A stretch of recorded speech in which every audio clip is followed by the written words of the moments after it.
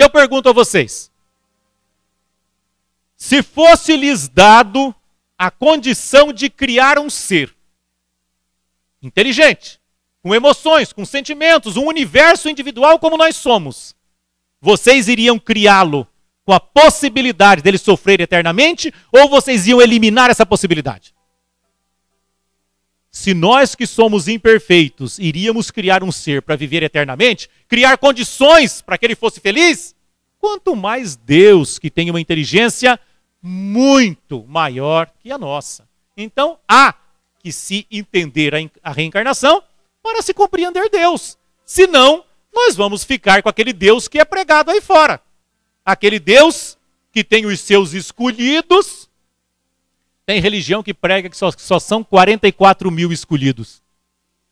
Mas já acabou as vagas faz tempo, nós estamos perdidos. 44 mil só. Não tem mais vaga para nós.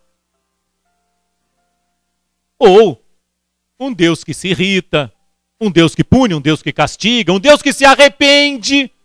Olha que absurdo. Deus conhece o princípio e o fim. Todas as religiões dizem isso. Mas ele se arrepende no meio. Criou Moisés, viu que Moisés fez caca, me arrepende. Não devia ter criado Moisés. Ué, mas não sabia o que estava fazendo? Não conhece o princípio e o fim? Como é que se arrepende no meio? É porque nós nos arrependemos no meio. Nós imaginamos alguma coisa dar errado, a gente se arrepende. Para Deus, nunca dá errado. Ele é perfeito. Nós não podemos diminuir a potencialidade de Deus às nossas imperfeições. Nós somos imperfeitos, Deus não. Nós não sabemos, Deus sabe. Ah, isso não é possível, eu não acredito nisso. Ah, você não acredita porque você não sabe. E só porque você não sabe, Deus não é capaz de fazer? Ora, sejamos francos. Nós diminuímos demais Deus. Deus é muito maior que isso. E Jesus nos disse: nenhuma das ovelhas que me deste se perderá. Ah, essa frase combina mais com Deus, não é? Mas e o assassino, o estuprador, vai para o céu também? Vai, claro que vai, é filho de Deus. Mas se você não aceitar a reencarnação, aí fica difícil. Vejam que a reencarnação é a grande chave. O assassino de hoje é aquele que teve menos reencarnação que você. Ainda não aprendeu que é ruim para ele matar os outros. O dia que ele aprender, ele não mata mais. Mas aí ele vai ter que renascer algumas vezes. Reencarnação é a grande chave. Nicodemos chegou a Jesus no Evangelho de João, capítulo 3, versículo 4. Mestre, que hei de fazer para herdar o reino do céu?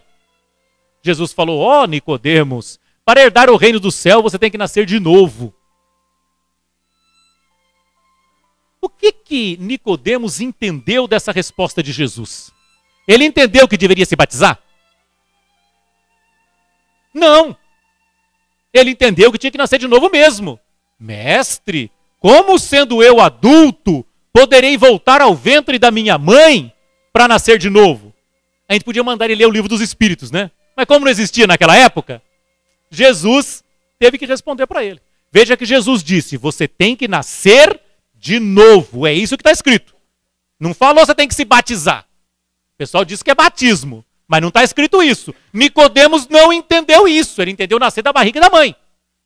Quando ele disse: como poderia eu voltar ao ventre da minha mãe? Jesus disse que não, Nicodemos, eu não estou falando isso. Eu estou falando batismo. Jesus disse isso? Muito pelo contrário. Jesus disse: em verdade vos digo, quem não nascer da água e do Espírito, não pode herdar o reino de Deus. Ele não negou, ele confirmou.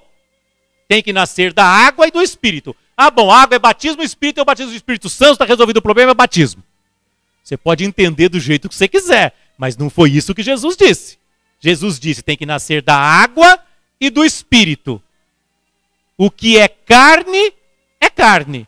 O que é espírito, é espírito. Não estranheis eu dizer que você tem que nascer de novo. Então ele disse: nascer da água e do Espírito. Nascer da carne e do Espírito. Água, carne, Espírito, Espírito. Ele não explicou o que é nascer da água e da carne. Ele não ia explicar para Nicodemos o que Nicodemos era. Nascer da água e da carne é o corpo físico. O que é nascer do Espírito? Jesus explicou o que é nascer do Espírito. O que nasceu da carne é carne, o que nasceu do Espírito é Espírito. Não te admires eu ter dito, deveis nascer de novo, pois o vento sopra onde quer.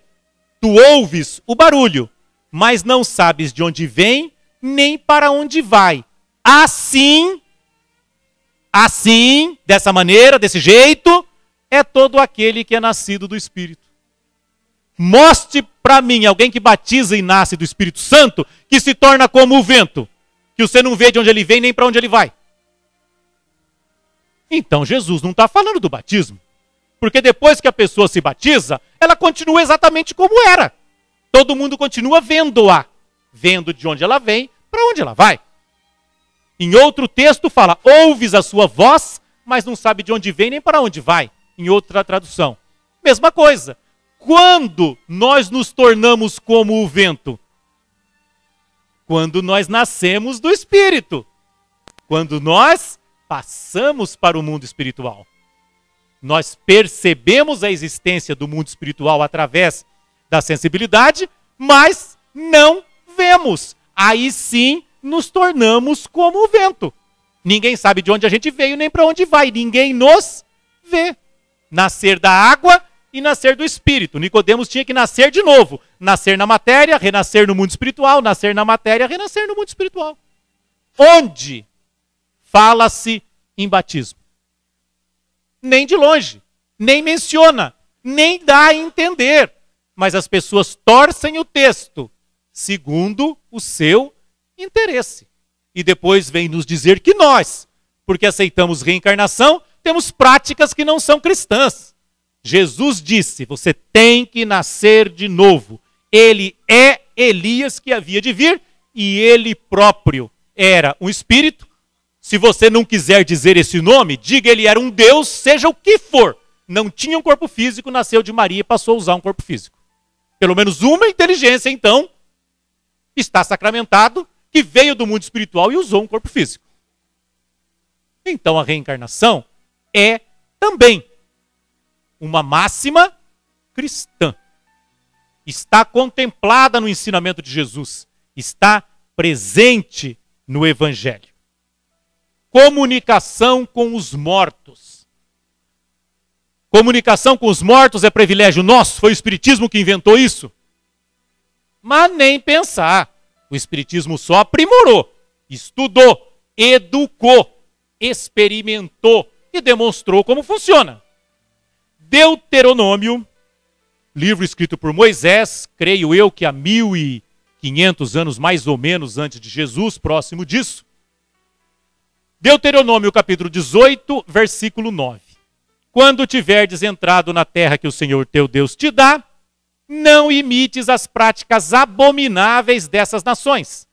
Não haja em teu meio quem faça passar pelo fogo filho ou filha, nem quem se dê a adivinhação, nem astrólogo, nem agoureiro, nem necromante, nem feiticeiro, nem quem consulte os mortos.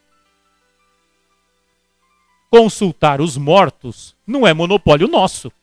Isso já existia desde Moisés, porque se não existisse, ele não proibia.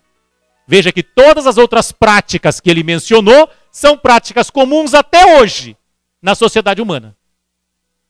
Ele não iria colocar uma só que não fosse possível. E diga-se de passagem, ele colocou duas.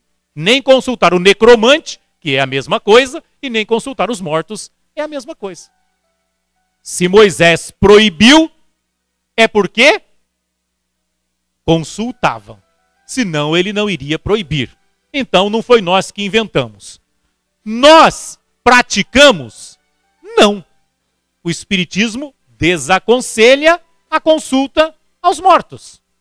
Nas casas espíritas não existem consultas aos mortos. Quando nós temos contato com os mortos, nós estamos lá na carta de Pedro. Por isso o Evangelho foi pregado até os mortos. Os nossos contatos com os mortos não é para consultá-los, é para evangelizá-los. Nos nossos grupos